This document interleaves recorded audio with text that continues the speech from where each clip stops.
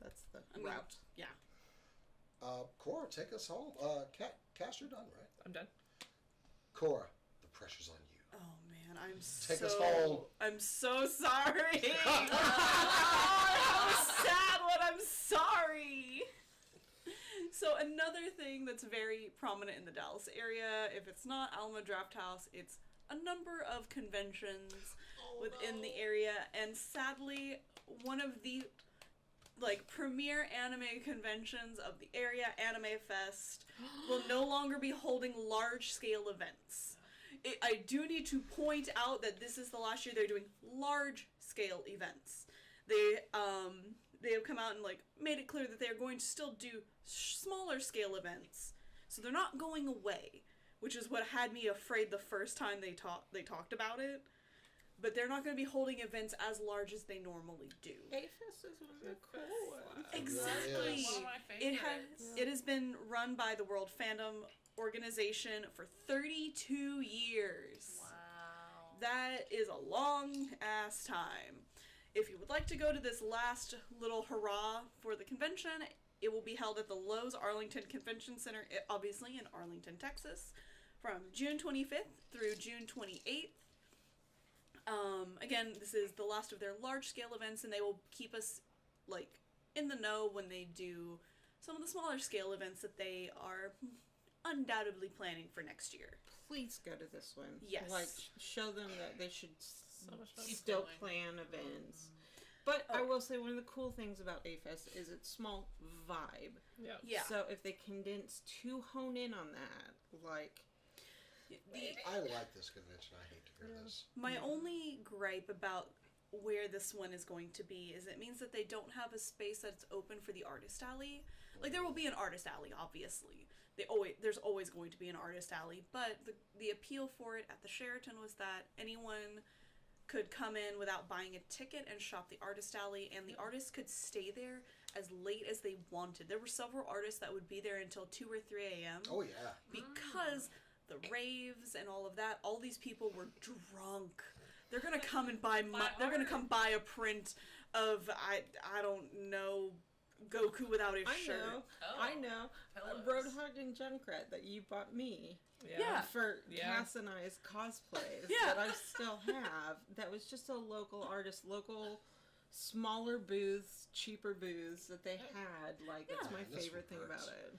Yeah, and this one, unfortunately, because of the convention center, they will have to put the artist alley behind a door, probably in the dealer's hall, which does suck, but I feel like if this is the year, or if there was ever a year to just bone up and buy the ticket for the convention, this is the year. Yeah.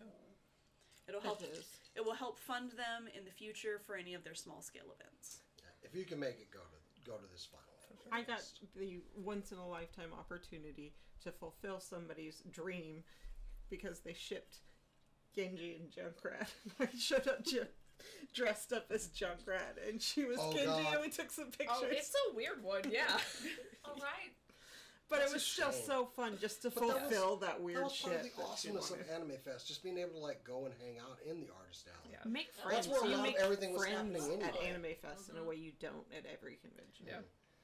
I do have a funny story from Animefest. So when I was in college, I was with a group of people that cosplayed from Sherlock, the TV show on BBC. I was Moriarty. Good for you. My favorite. I had a lot of fun with that. I had my cheap plushy crown from the thrift store or whatever. It was great. We met someone that was cosplaying Sherlock, and they had specifically done the I don't remember what episode it was, where he jumped out the window and got really hurt. Mm-hmm. It was the last Reichenbach Fall. Last of season 2, right? Yeah.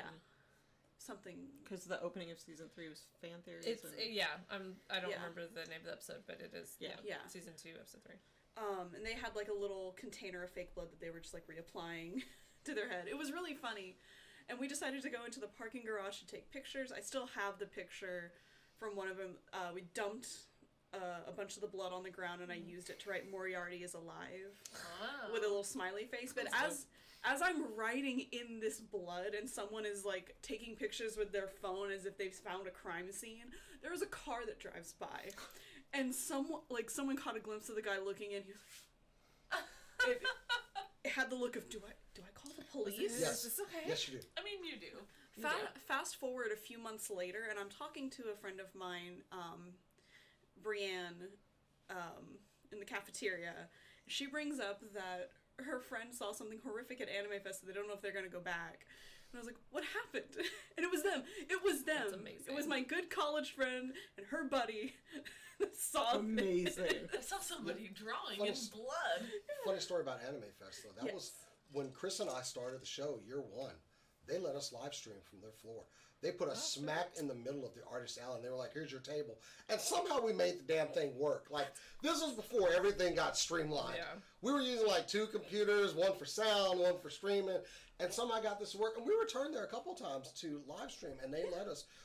That was where we had one of our most successful events, where we did the screening of, oh God, what was it? Samurai Cop. A late night screening where we riffed this film, and we're walking up to the room that we were going to, and I'm talking to Cora. I was like, "Oh, that's a long line for something." It was for our room. I wasn't there for that. That was not me. That was not you. That was no. That was like the one year I got sick and couldn't go. Well, he probably wasn't talking to anyone else. He probably was just talking to you. you. Assuming you were sitting behind him. Legitimately, you may have sent me a text about that. Yeah. Like, oh, okay. But we've done a lot of successful events there. Yeah. We had a podcast event. We've been on the big stage. We did a show one Thursday night live from there. Yeah, we threw prizes to the people. Yeah. There. So it's really disheartening to hear. These guys kind of helped us when we were first getting started. Have been pretty much supportive when we wanted to come out. So we won't be able to attend this year. So go. Oh, yeah. July 26th? Yeah, we're going to be out of town. Yeah. And our house. California. So, but, you know, we'll definitely attend some of the smaller events. Maybe, you know, it's not like you said, Cora. It's not going away. Yeah, that is the upside in all of this. Is while we don't know what events they have planned for us in the coming years, they aren't going away. They just realize they can't fund a large scale thing like Akon could. And I say could because they've also like pulled back, which I mean honestly I don't feel like that's a big loss. I mean they have no themselves in the foot a lot. I have no high opinion on Akon. I'm not shy about it. I've seen how the workings. I've seen the workings behind the scene with the dealers since I've worked as a dealer there for many years. They've treated me like crap when I've applied. I don't really like Akon anymore. Yeah, we're not bummed about it. We're not bummed about Akon, but we're real bummed about A-Fest. But change ownership. Again, anyway, still here. So yeah, I hope one day for a return to greatness for Animefest because it is a really good convention. And it's a good reminder to support the smaller local cons. Some of the most fun to be had, some of the greatest artists you can support are at smaller cons. For sure. All right.